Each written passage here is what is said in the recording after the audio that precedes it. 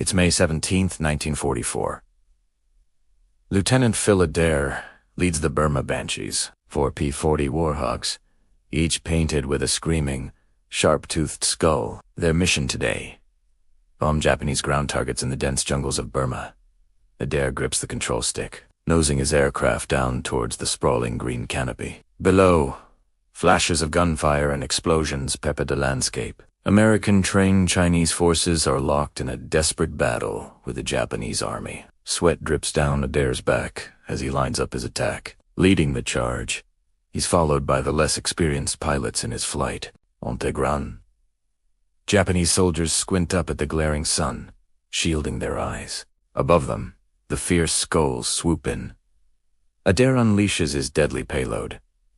A direct hit, the ground erupts in a fiery cascade, shaking violently beneath the soldiers' feet. As Adair pulls up, his plane's nose pointing towards the sky, he sees them. Japanese planes, dozens of TEM, 3 flights of Zeros, over 15 in total, diving in. They aren't coming for him. They're targeting his wingman and the other 2 pilots, just starting their bombing run. He grabs the radio. Bandits, 11 o'clock.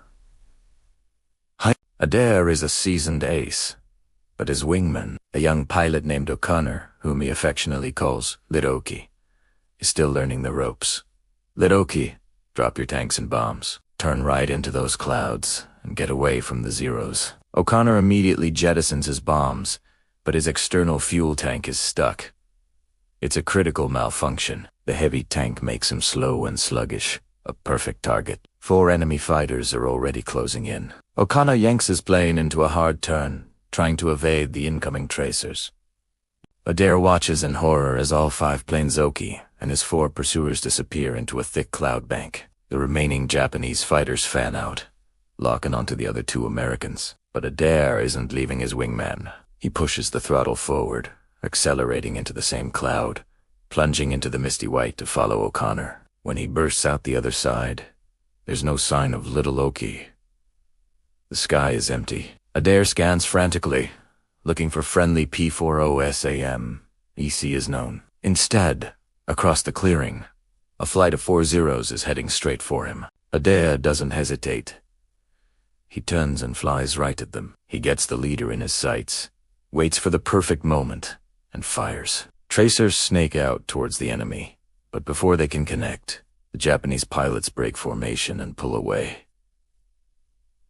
Adair dives back into the clouds for cover. When he emerges again, the sky is still swarming with enemy planes. Another flight of 4 Zeros comes into view. He repeats the same audacious maneuver, a head-on charge.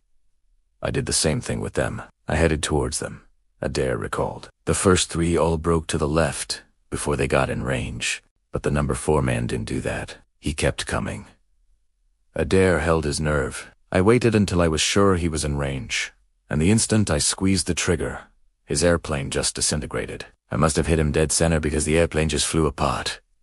1 down. Adair quickly maneuvers back into the safety of the cloud bank. Peeking out again, he sees another plane heading his way. It's a one-on-one duel. I headed towards him, and he kept coming and coming, Adair said. When he got to looking pretty big in my sights, I figured, well, he's well within range now. Adair squeezed the trigger. The enemy pilot did the same. Tracers from both planes crisscrossed the space between them. All of a sudden, the canopy got so big in my gun sight that I knew he was real close, and he went right over the top of my airplane. When he did, he was close enough that I could both hear and feel this hoomp as he went by. As the enemy fighter zoomed past, Adair rolled his P40 over. Upside down, he caught a glimpse of his opponent. I could see a Zero that was painted a bright green on the top, shiny as it could be. Whoa, that's cool. He righted his plane and immediately spotted another Zero coming from the opposite direction, flying at a lower altitude. Adair had the advantage. He turned his plane, diving down and expertly swinging in behind the Japanese fighter Nakajima Ki-43, known as the Hayabusa, or Peregrine Falcon. The enemy pilot drifted right into his sights. Adair fired a deflection shot, leading the target perfectly. The Hayabusa's wing disintegrated, and the fuselage rolled over, plummeting towards the jungle below. So I knew that was two that I had shot down there. Adair remembered, and I had shot at several others, and no idea whether I'd hit them or not. Now, Adair is alone. His plane is shot up, and his fuel is running dangerously low. He needs to get back to base. He turns north, towards home, but his heart sinks. 5 more Japanese planes appear on the horizon. He's outnumbered, out of altitude, and his fighter is wounded. All he can do is run. The control stick trembles in his hand as he guides his battered P40 south, trying to create distance. The Japanese planes catch up fast. Their tracers streaked past his cockpit in deadly arcs. He throws his plane into a last-ditch defensive maneuver, pulling hard on the controls until the airframe shudders around him. The world becomes a blur of metal and sky as he twists and climbs, desperately trying to shake his pursuers. Through the chaos, he spots a chance for salvation, albeit a dangerous one. A thick bank of clouds, with a massive rock formation jutting straight through it. It's an insane risk, but he has no other choice. Adair, Diffs. He somehow threads the needle, blasting into the cloud cover and narrowly missing the rock face. When he emerges on the other side, he's alone. He heads north again, into the clear sky. He grabs the radio. Bamboo 2, come in.